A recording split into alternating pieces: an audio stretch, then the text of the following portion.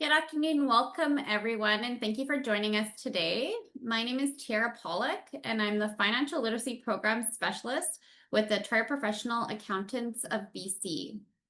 While we're meeting here today on a virtual platform, I would like to acknowledge the traditional and unceded territories of the Coast Salish people, and in particular the Squamish, Musqueam, and Tsleil-Waututh First Nations, on whose traditional and unceded territories that the CPA BC offices are located. Today's session is Let's Talk About Dyslexia.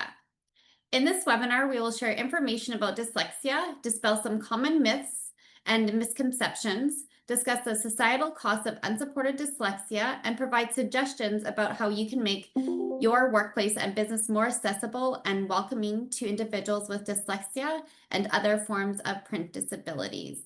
So today's session will run for approximately 1 hour, and we have set aside some time for Q&A at the end of the set presentation. We will try to answer as many questions as time allots. So questions can also be submitted through the chat box or by the raise hand function. Feel free to submit your questions at any time throughout the webinar. And at the end, we will try to get through as many questions as we can. So before we get started, a few housekeeping items. Today's webinar will be recorded, and so we will be sending out the link and a PDF of the presentation to you later this week. And we do ask that you keep your mic on mute and keep your cameras off to save some bandwidth. And now it's my pleasure to introduce our facilitator, Alicia Smith. Thank you, and thank you everyone for joining us. I'm Alicia, and I am the Executive Director of Dyslexia Canada. Dyslexia Canada is a national charity, and our mission is to ensure that every child with dyslexia receives a fair and equitable education. And this mission is incredibly personal to me. This is my son Marcus here on his first day of kindergarten. We didn't know it at the time when we dropped him off at kindergarten, but Marcus has dyslexia. And I've woven our story with Marcus throughout this presentation to kind of give you a sense of the journey as a parent and what it is like for a child. So we'll come back to that. But our topic today, let's talk about dyslexia. I feel like we need to start with a basic definition of dyslexia. So dyslexia, in its most simple terms, is a specific learning disability that impacts word-level reading and spelling.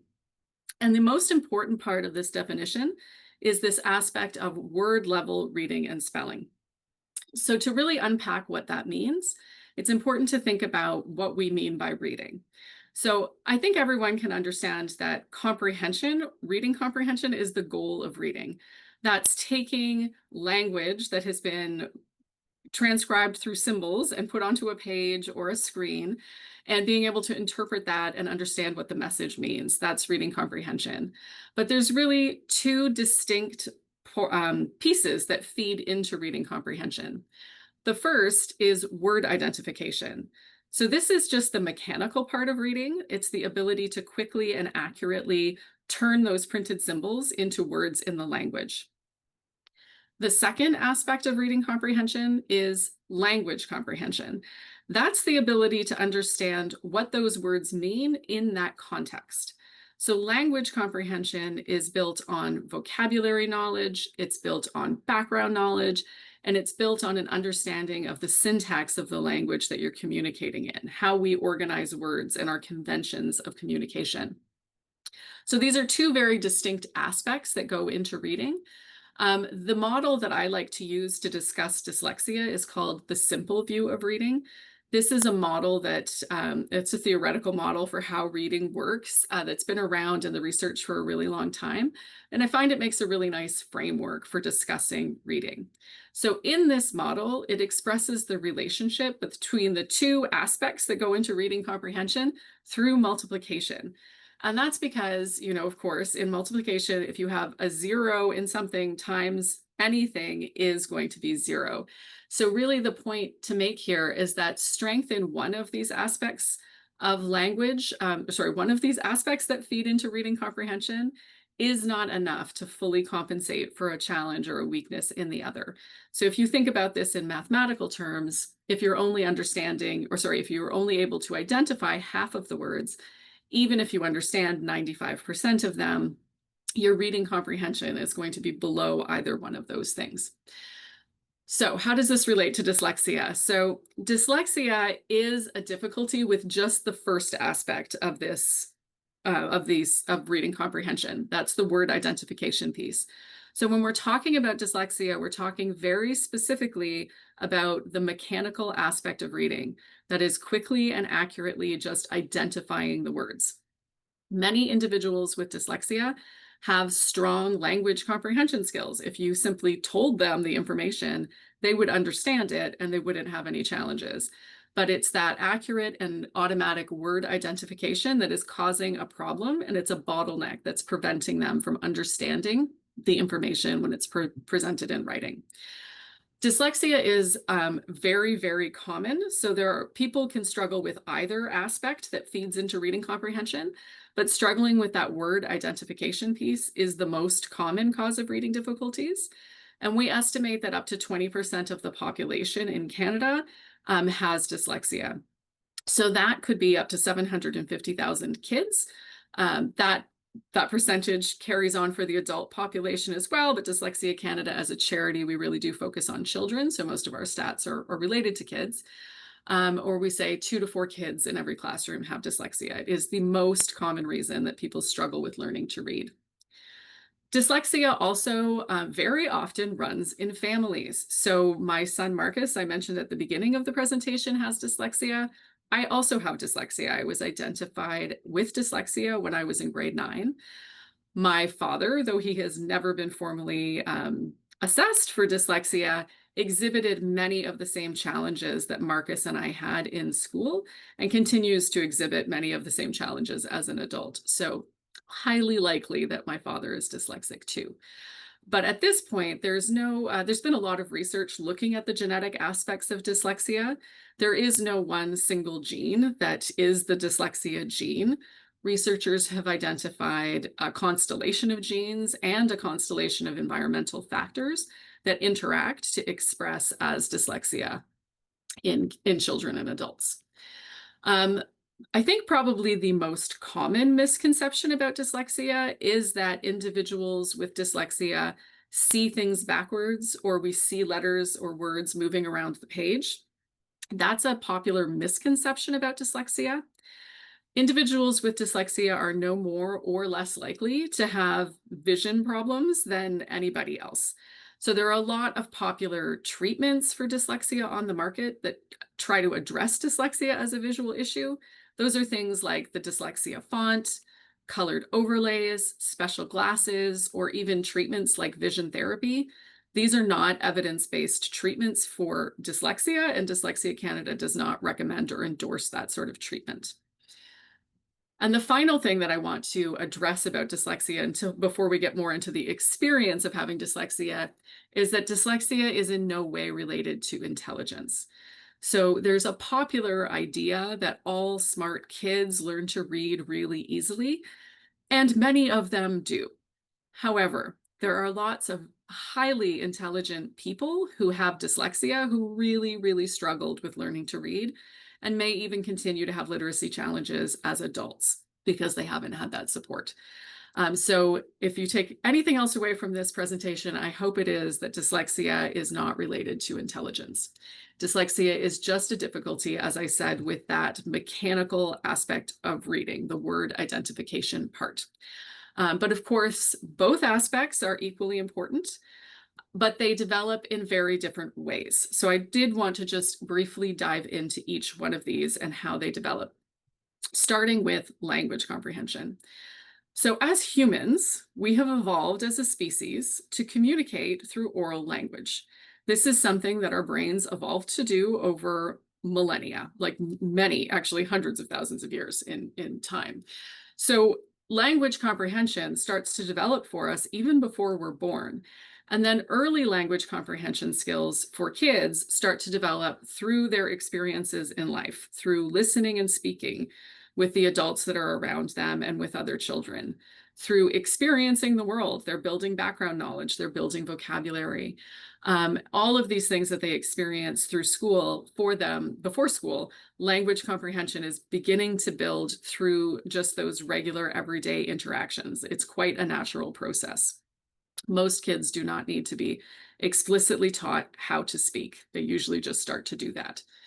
But word identification does not develop naturally in the same way that language comprehension does. Many people never develop the ability to read words in print. This is something that we have to learn to be able to do. It is not something we have evolved to do. So learning to read is something that actually requires changing part of the brain. So we do not have a region in the brain when we are born that is there for doing the word reading aspect of reading. This is something that develops as we are learning to read. And researchers have, over the last 30 years, done a lot of brain research looking at reading development. And what they have found is that for everyone who learns to read, it is this part of the brain wires up a network of very robust connections that allow for that instant and automatic word recognition. But the important thing to know here is that this isn't something that happens spontaneously. Kids, it's not like puberty that, people go through it at different times, but everybody gets there eventually. That is not how this reading network develops in the brain. It's something that happens in response to the instruction that we're doing and the activities that we are doing. So it is something that we intentionally do. We end up wiring up this section of the brain as we start to learn to read. And it's very interesting because researchers have used fMRIs to look at the brains of kids before they learn to read, while they're learning to read, after they're learning to read, and as they're becoming fluent readers. This area of the brain, this red area here, becomes very well developed and very active, and they can see that. Whereas in the kids who are struggling with reading, in the children with dyslexia, they see far less activity in this part of the brain until they have received intervention and support. So how that network is built, I mentioned that it's something that happens in response to activities that we do. It's like a muscle that we build. And this is something that has been researched quite heavily as well. And so what we know at this point is that these connections are built that allow us to instantly recognize words when we slow down and sound those words out to read them. So I would imagine that most of you watching this presentation today could look at this word here, cat, on the screen, and you could read that instantly. You didn't have to consciously think about the letters and that C represents the K sound. It probably just jumped out at you. But at some point when you were trying to read this word as a child, you probably did stop and look at the individual letters and think about the sounds that those letters represent, and then blend those sounds together to come to the word cat, a word that you had in your vocabulary. So it's that act of mapping or matching the letters with the sounds with the meaning of the word that starts to build these connections. And these connections are strengthened and deepened when we spell words to write them. So if you were asked at some point to spell the word cat, maybe you wanted to write a story about your cat in your journal when you were in grade 1, and you thought about that word cat, and you thought about the sounds in the word, and you broke it apart, and you thought, oh, cat, at, there's 3 sounds. And then you mapped those sounds to the letters. That helped you to build a connection in your brain that now allows you as an adult to instantly and automatically recognize that word and to spell it without having to think about it a lot.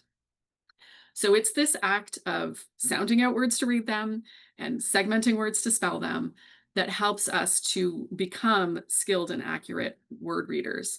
And it's practice doing this over time with lots and lots and lots of words that allows you to get to the point where you can fluently and automatically read connected text. And that's really important because when you can fluently and automatically read connected text, you can take in that information without having to dedicate a lot of your brain power to thinking about it.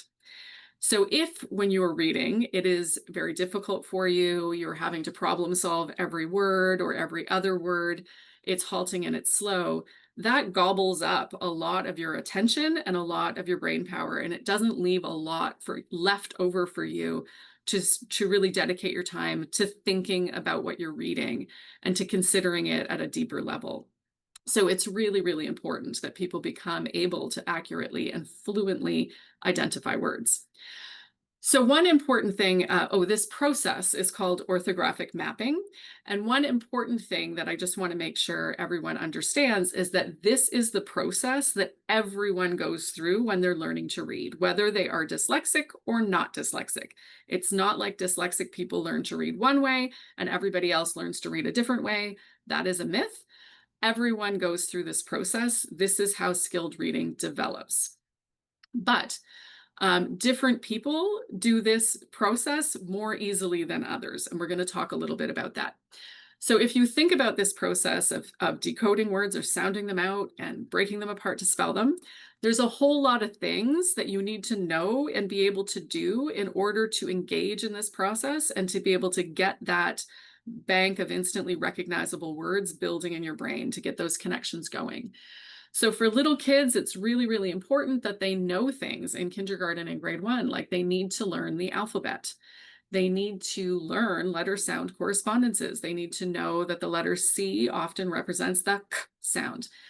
They also need to know something about the spelling tendencies and patterns of the English language.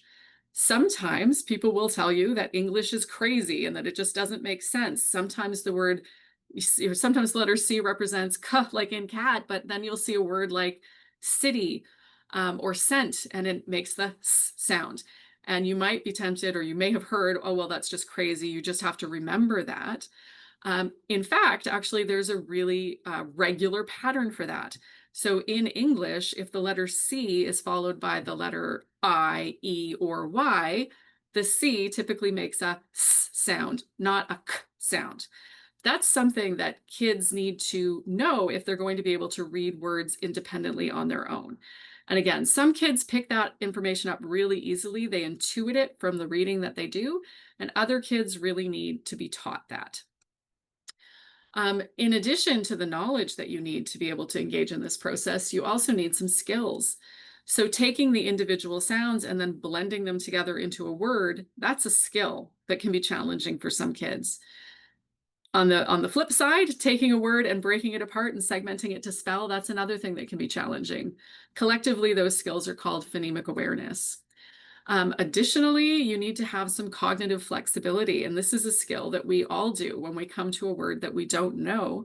You'll try to sound it out, and then you'll sort of flexibly adjust the sounds, typically of the vowels. Sometimes the vowels make sounds that you're not expecting, or you have to adjust the syllable stress to arrive at a word that is a word in the language, right? So again, that is a skill that some people develop that skill more easily, and some people struggle with that skill. So there's a lot to know and a lot you have to be able to do to be able to get that process going so you can be on the road to becoming a skilled and fluent reader. And there's a lot of kids, as I said, that learn these things pretty easily. But for the majority of kids, it really depends on their access to instruction. And how much instruction and how much practice kids need really exists on a continuum. So for kids with dyslexia, my people, we're at this tail end of the continuum over here, where in order to start building that network in the brain for reading, kids with dyslexia need a lot of really high quality instruction. It needs to be very systematic. It needs to be very explicit. And there needs to be a lot of really good, well planned out opportunities to practice applying those skills so they can start to build those connections in the brain. So the big question is, what happens if a kid has a gap in their foundational knowledge or skills? Like my son Marcus here, when he was in kindergarten, we noticed, as a parent, I noticed, my husband noticed, that he was really struggling to remember the letters of the alphabet. He was really, really struggling, if he came to a word, to be able to sound it out and blend those sounds together and get to the correct word. That was something that was really hard for him.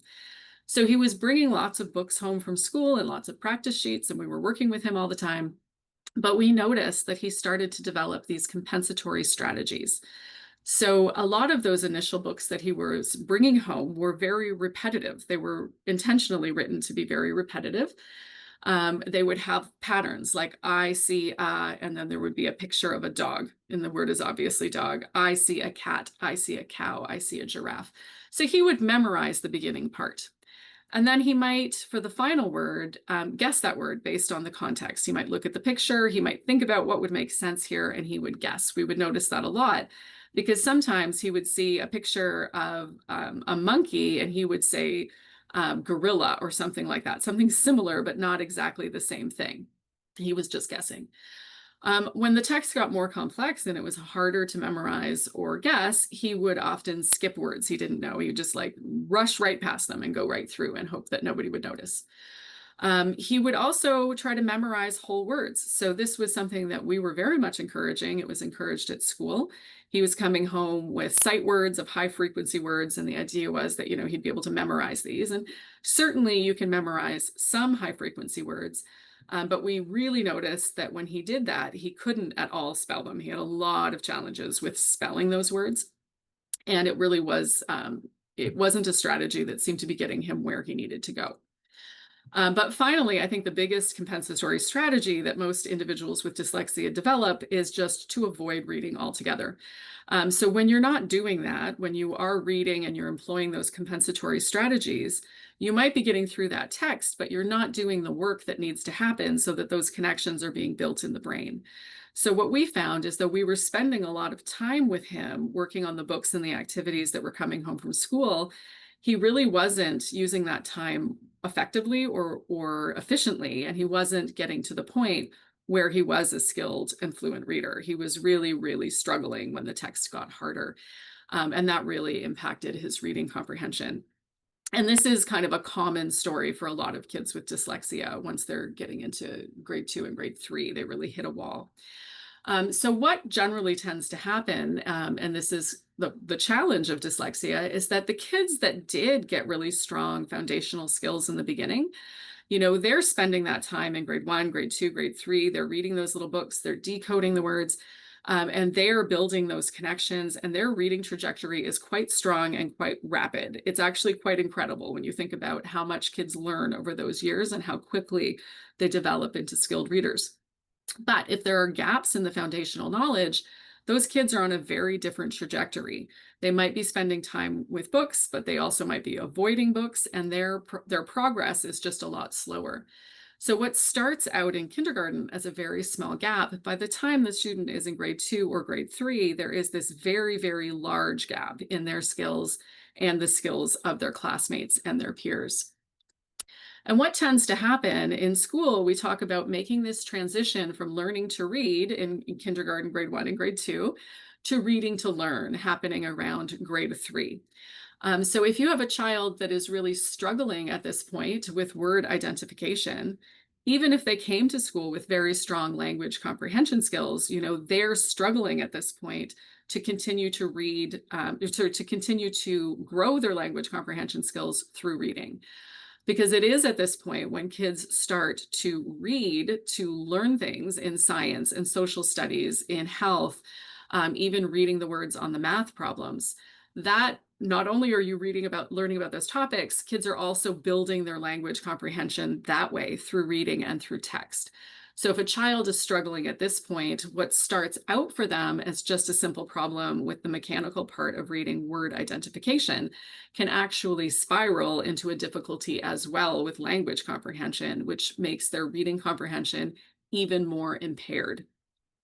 And at this point, it's usually around grade 3 that the kids themselves really start to notice.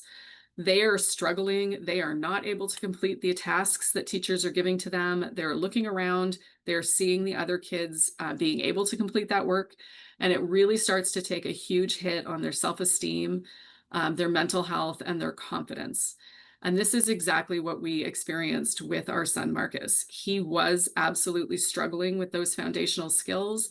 We recognized that. We talked to the school and tried to get support and help for him. But it just didn't happen. And by the time he got to grade 3, he was really struggling and he really felt it.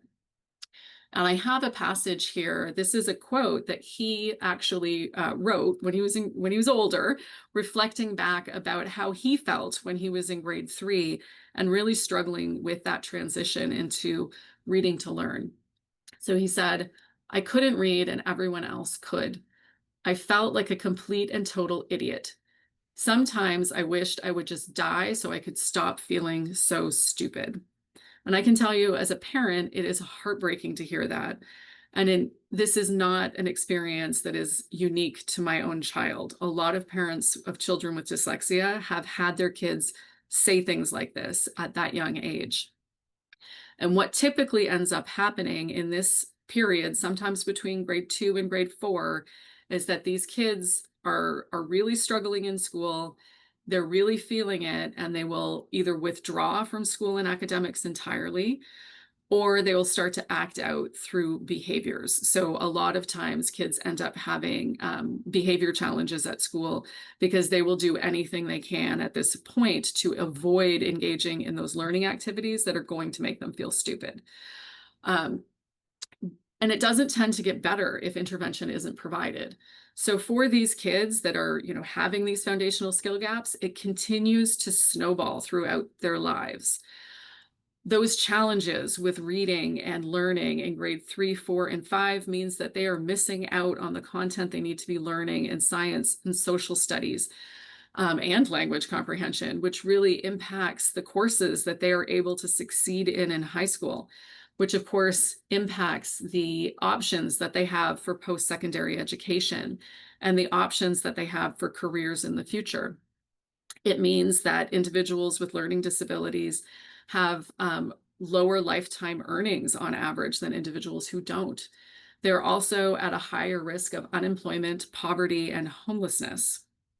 Additionally, individuals with learning disabilities are at an increased risk of involvement in the criminal justice system. It's sad but true. The Canadian Association of Chiefs of Police did a study a few years ago of incarcerated individuals in Canada and found that 65% of them had what was considered very low literacy skills. So these issues that start out as a small problem in kindergarten can really snowball throughout a person's lifetime. But, and here's the but, there are lots of highly successful people with dyslexia. There absolutely are. We've got Richard Branson and we've got Steven Spielberg and Whoopi Goldberg, and you hear about these people all the time. So why is that? Why do we have such a disparity of outcomes? Why do we have one group of people with dyslexia who are ending up in prison and another group of people with dyslexia who are rocking it in the C-suite? What is going on? And really, it goes back to what I said at the beginning. These foundational skills, some people learn them easily, other people need additional support. Our individuals with dyslexia need more. But kids with dyslexia absolutely can learn to read if they get the instruction and the support that they need. If somebody notices when they're in kindergarten that this is really a problem for them, that they're having a challenge with the alphabet, that they're not able to blend those sounds together to read words, and they step in and do something about it back when those challenges are small, when they're in kindergarten or grade 1, because at that time, these challenges are much easier to address, and there's a lower likelihood that they're going to miss out on learning. The problem that we encountered as parents of Marcus and many other parents have encountered is that across Canada, schools really have not been focusing on teaching those foundational skills for a very long time. Those skills were taught many generations ago, but they fell out of fashion, sort of starting in the 1970s and 80s, but it really, really took hold in the 1990s and 2000s when education systems across Canada and across the English-speaking world really pivoted their approach to teaching reading to an approach that's called whole language. So this is a philosophy of learning that was originally hypothesized in the 1960s, but it did take a while to take root in education. But it's based on a core set of beliefs about how reading works and how reading develops. And those beliefs include the idea that learning to read is a natural process, that the word identification piece builds in the same way that early language comprehension does. that it isn't something that needs to be explicitly taught, and that if we just provide kids with a literacy-rich environment with a lot of books and a lot of opportunities, that they will learn those foundational skills on their own. It also theorized that motivation is the key to success, that if we just give kids opportunities with reading books that they're really interested in and they're really like, if we let them write about things that they are interested in and that they like, they will do those activities and they will learn to read and write through that. And, that is important. We want kids to have opportunities to read and write about things that they like. But if they don't know the alphabet and they don't know how to hold a pencil and form their letters, they're not going to be able to do that. Additionally, in the whole language approach, teachers were taught that phonics instruction isn't necessary and that in fact it's boring. And many teachers were explicitly told to limit the amount of time that they spend teaching kids phonics because it will turn them off of reading. Sometimes I get pushback on this from university professors who will say, oh, no, we never said that. But I've heard from many, many teachers across Canada that this is absolutely the message that they received in their initial teacher training programs.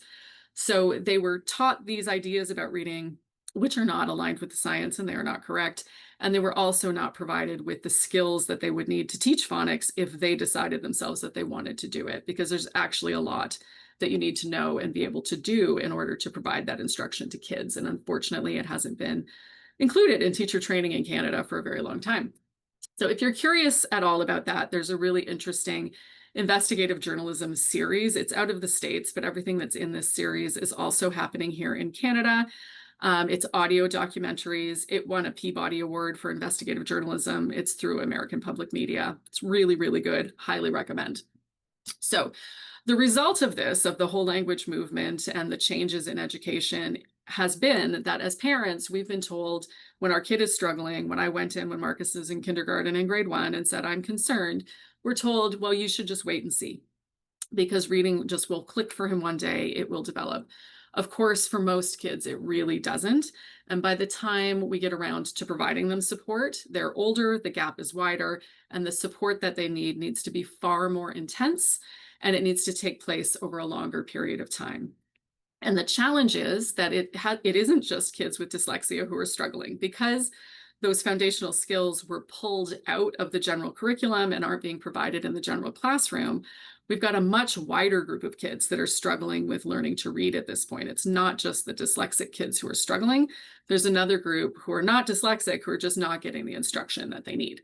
So the result of this has been, over the last 20 years, schools have not been able to provide the intervention that they need to all the kids that are struggling, because that core instruction isn't suitable and it's not meeting their needs. So families end up really having to scramble to fill in the gaps. This is, of course, what we had to do. We went to school, we asked for help. We were advised to go outside of the public education system and pay $4,000 for a private assessment, which we did. Through that assessment, we learned that what our son needed was explicit and systematic instruction in those foundational skills like phonics. We brought that back to the school as well, and we're told, well, we don't have the resources to provide that here. There's nobody here who can do that for him. So we were one of the lucky families, and my son is going to be one of those successful dyslexic kids because I was able to provide him with that instruction outside of school. He is now in grade 12. Marcus is hitting it out of the park. He's a straight A student. He's taking all academic level bound for university courses, and he's great. But if we weren't able to do that for him, he would still be struggling, and he would be having outcomes that were much more similar to that other slide that I showed you. And that's really where the divide is coming in. It's that the approach that has been happening in schools is really deepening these intergenerational cycles of privilege that we have. When you talk to these successful dyslexic individuals, most of them will tell you that they got help along the way. And unfortunately, that help is currently not available to every child who needs it. So our mission at Dyslexia Canada is to change that and make sure that every child with dyslexia in Canada receives a fair and equitable education. And while we're advocating for that, we are advocating for every child to be provided with the instruction that they need to learn to read, whether they're dyslexic or not. So we advocate for a bunch of specific things, and we also provide support to families who have children that are stuck in the current education system that might be struggling to get the support that they need so that they can thrive. So specifically, what we are working to change across Canada is the approach to reading instruction. So we are advocating that every child in Canada be provided with evidence-based instruction in those foundational skills. We are also advocating for universal early screening. Screening is just a quick and efficient way that educators can understand and predict whether or not a child is on that strong trajectory or if they're on that weaker trajectory. And that's really, really important because we need to catch these kids when they're in kindergarten so that we can help them out earlier. So we're advocating for a change to the intervention philosophy, the end to the wait and see. We want to see intervention happening for these kids right from the start, because intervention is most effective when it's provided in kindergarten or grade 1, when that gap is very small. And finally, we are working to ensure that teachers have better support and training. I will say, as a parent, the journey that I expressed with my son, it was a rocky one. It was a very challenging one. We had a lot of challenges with the education system, but teachers were my allies throughout the entire time. I could see that his teachers were working very hard.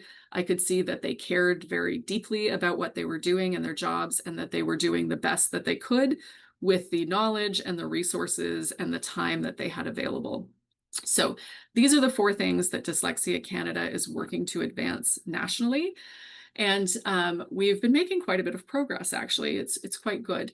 So when the organization was formed originally, we brought those pillars forward, and we brought forward the stories of many, many families across Ontario and children. Here's another picture of Marcus, to the Ontario Human Rights Commission. And we argued that by not providing that instruction that is aligned with scientific evidence, by not using effective evidence-based approaches to identifying kids like Marcus in kindergarten, by not providing that instruction early so that they can get off on that strong start, that it's really a violation of their right to education, because without those skills and without that support, they are not able to access all that education has to offer.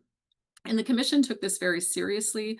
They went away and spent about 2 years doing research in the background. And then they launched a full public inquiry where they audited 8 Ontario public school boards, and they audited every Ontario university faculty of education to look at what teachers were actually being told and taught about how children learn to read, and how to identify kids who might struggle, and what to do about it when kids do struggle. And after 2.5 years, the commission concluded that Ontario was systematically failing students with reading disabilities and many, many others. And they made 157 recommendations for sweeping systemic changes. As a national charity, we have been working to advance those changes in Ontario, but also across Canada. So there's a lot of exciting stuff that's happening right now. The approach to teaching children to read is changing. So those old ideas and beliefs and those old curricula that didn't include foundational skills are changing. Ontario, BC, Alberta, New Brunswick, Nova Scotia, PEI, and then several others are currently working on updating their curricula and their approach to teaching children to read, and focusing more heavily on those foundational skills, which is great. Universal screening is also starting to happen across Canada. We have in Ontario, in Alberta now, every single child between kindergarten and grade 2 is being screened using evidence-based tools, so that teachers understand and have reliable information about the ones that need that additional support right from the start. And many other provinces are starting to implement this and phase it in over time. This fall, for the first time ever, we're very excited about this. 61% of kids between kindergarten and grade 2 nationally will be screened using an evidence-based tool this fall. So that is huge progress. There's lots of really good things that are happening in this space for the next generation of dyslexic kids, for the ones that are either not in school yet or who are in kindergarten and grade 1. However, There are a lot of people still struggling because their dyslexia was not properly supported when they were children. These include older kids that are in the education system still, young adults, college and university students, all the way up to 40 and 50-year-olds, because that gap in foundational reading skills and instruction has been there for quite a long time. So there's still a lot that we need to do to be able to support kids, to be able to support colleagues, to be able to support clients, and to be able to support the community in general.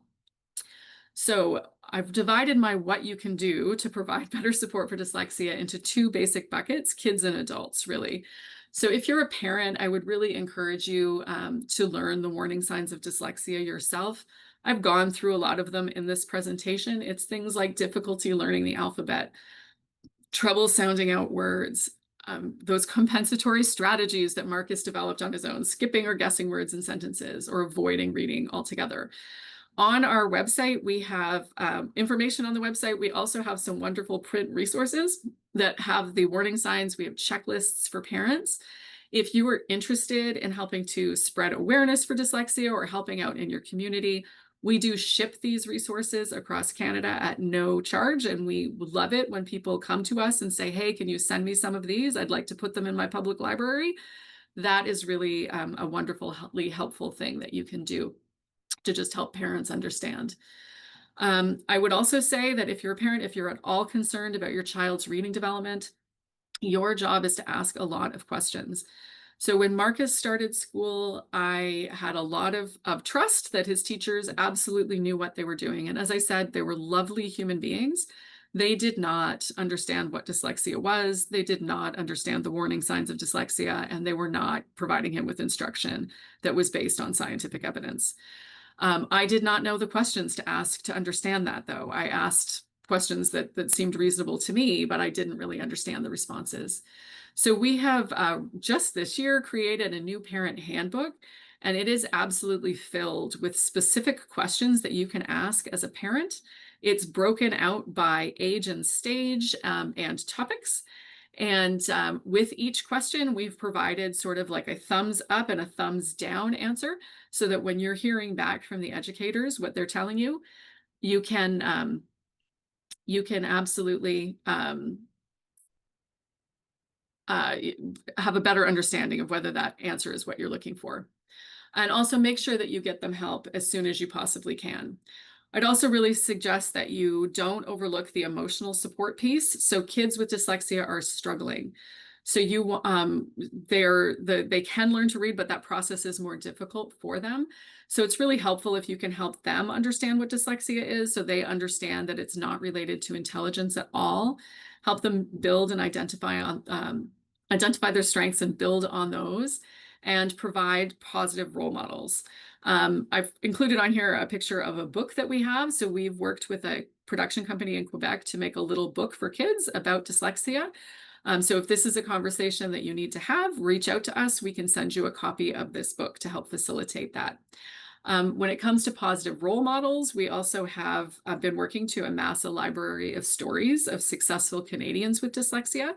And you can find online many different examples from around the world that you can share with them as well. It's also important to ensure that they have appropriate accommodations. We don't want them to get to this point where everyone else is learning the content and they are not. This is where assistive technology can be super duper helpful to make sure that they can still access that grade level content and continue to build their vocabulary and their background knowledge along with their peers. And during this time period, make sure that you're continuing to provide them that instruction so that they can learn to read. So that learning to read phase should not end just because a kid gets to grade 3. It ends once they're able to do it independently. So when it comes to supporting your colleagues, supporting your clients, supporting in the community in general, the first thing I just want to point out is that dyslexia is classified as a disability legally. So individuals with dyslexia do have protections underneath the Human Rights Code. But everyone with dyslexia is a little bit different. So if someone explains to you that they are dyslexic and they need a different format, it's best to ask them what sort of accommodations they need so that they can access information, so that they can function in their job.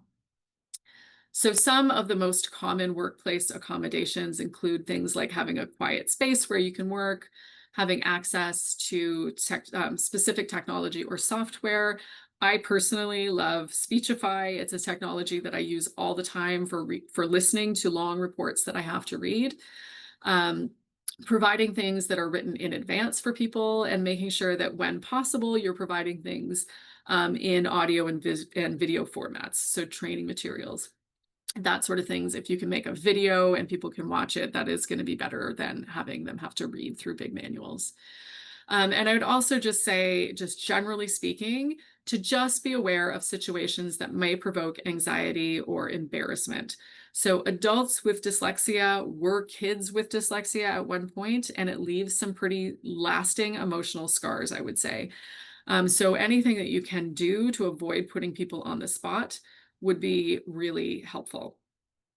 So that includes like not asking people to read out loud during a meeting, or not asking or somebody specifically to write notes on a whiteboard that everyone is going to see. So if you can ask for volunteers or avoid that, that's helpful. And then finally, I would just say it's really important to just create an environment where people feel empowered to talk and share their experiences. So encouraging dialogues and conversations, celebrate your employees who are open about talking about their dyslexia, encourage them to share that widely. And you can do that by celebrating Dyslexia Awareness Month. So Dyslexia Awareness Month is in October. We are just getting into it. Dyslexia Canada celebrates with our Market Red campaign, and we would invite all of you to join us for that.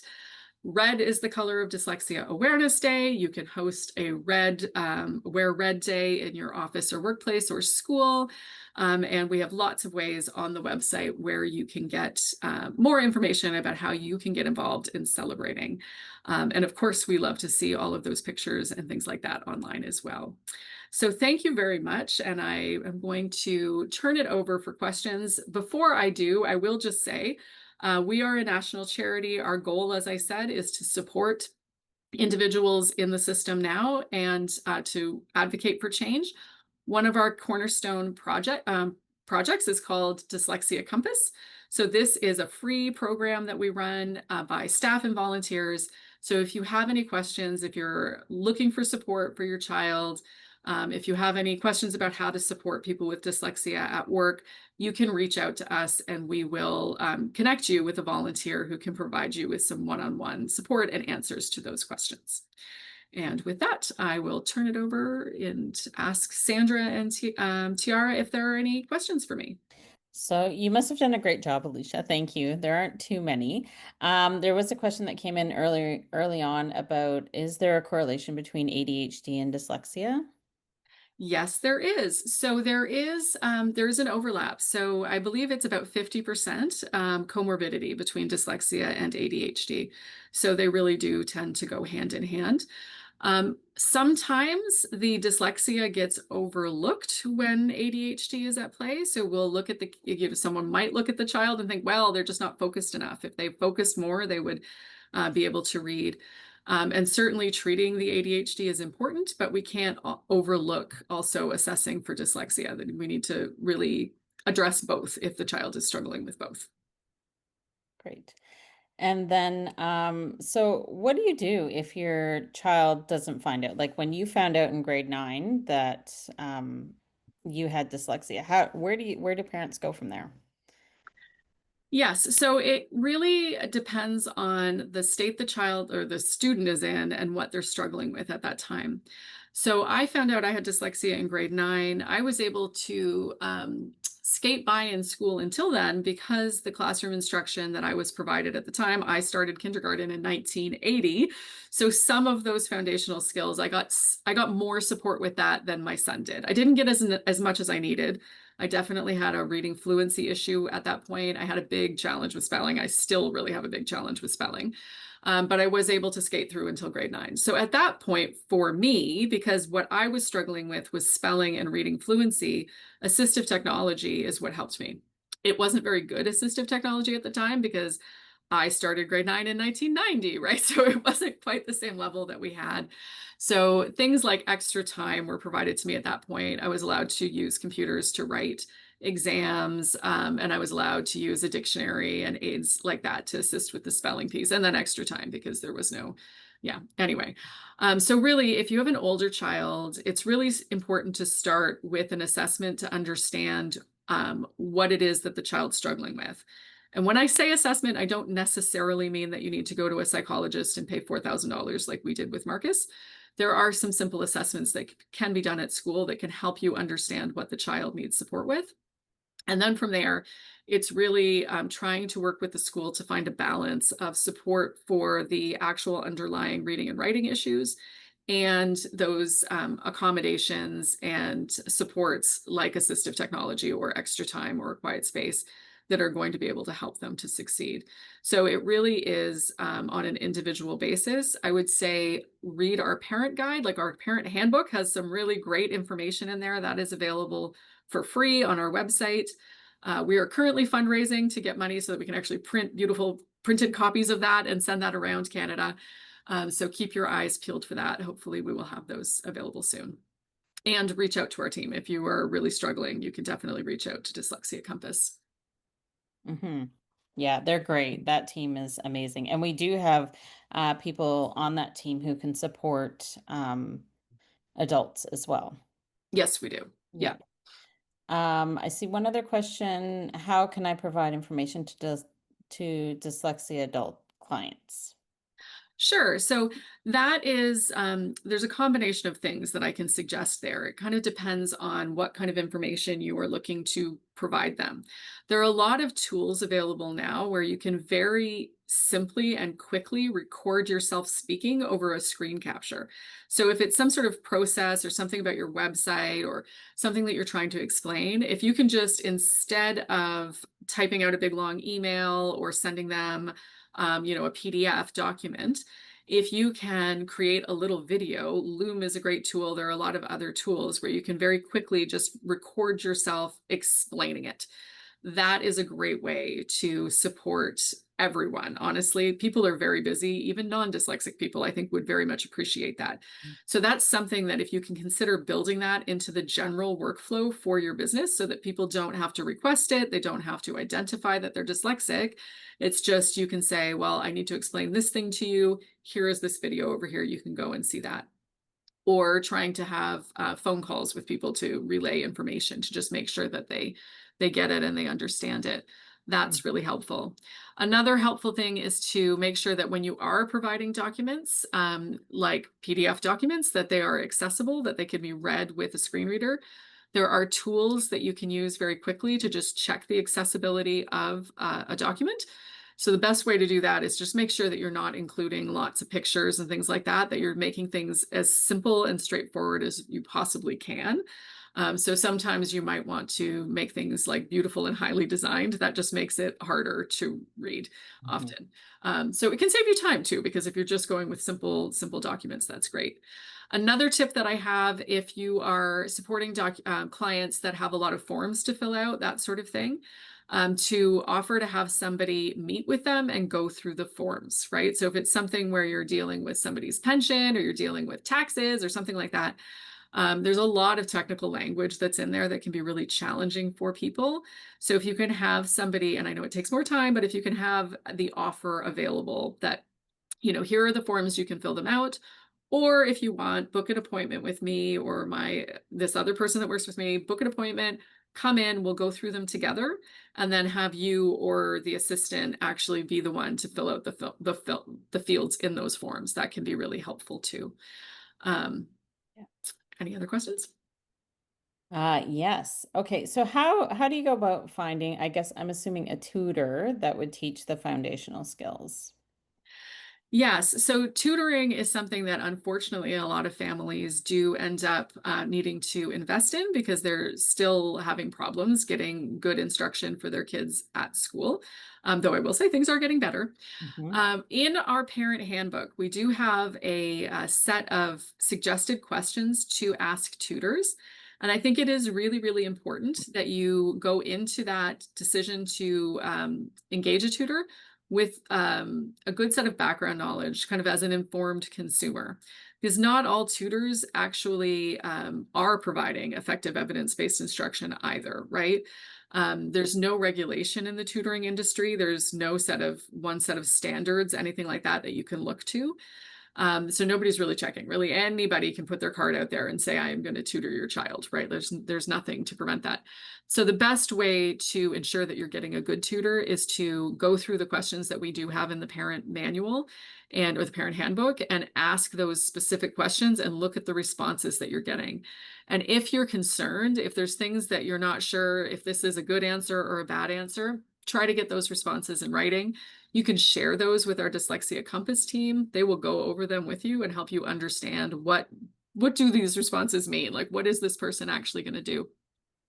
The other thing that I would really suggest is that when you're working with a tutor, really insist that they use an evidence-based approach to measuring your child's progress and that they report that back to you on a very regular basis.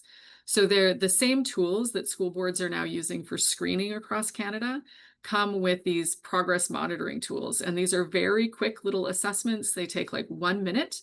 But you can make a really beautiful graph. Like I had that graph of the strong readers and the weaker readers. So you can make a graph where you can see your child's trajectory in reading because they do these probes every 2 weeks and you chart them over time. And you can see, is their trajectory improving? Like, is that the slope of that line increasing? Is it going to get them where we need them to go? So that is, I think, the best way to ensure that whatever tutoring support is being provided to your child, that you're getting good value for money, is to make sure that you're asking to get that data back on a regular basis. And if your tutor doesn't want to do that and doesn't want to provide you with that sort of accountability, I would not hire them. That's what I would say. I'd keep looking. Yeah, that's all really good information. I just put, just in case anybody didn't notice, I just put the link to our website. You can find right on our homepage is the link to that parent handbook that Alicia's been referencing. One last question. Is there a correlation between dyscalculia and dyslexia? And yes, again. So yes, absolutely. So dyslexia is the most common learning disability. There are 3 subtypes of learning disability, or 3 main subtypes. So there's dyscalculia, which is math, dyslexia, which is word level reading, and dysgraphia, which is writing. In addition to dyslexia, I also have dysgraphia. So like that, those 2 go hand in hand as well. So most often individuals have more than one category of learning disability, which is why sometimes it's just referred to as learning disability, because there is so much commingling and so much comorbidity between the 2. But dyslexia is the most common. 80% of people who have a learning disability have dyslexia, possibly in addition to whatever else they have. So I'm not 100% sure on the exact correlation between people who have dyscalculia and dyslexia, but it is very, very common for sure.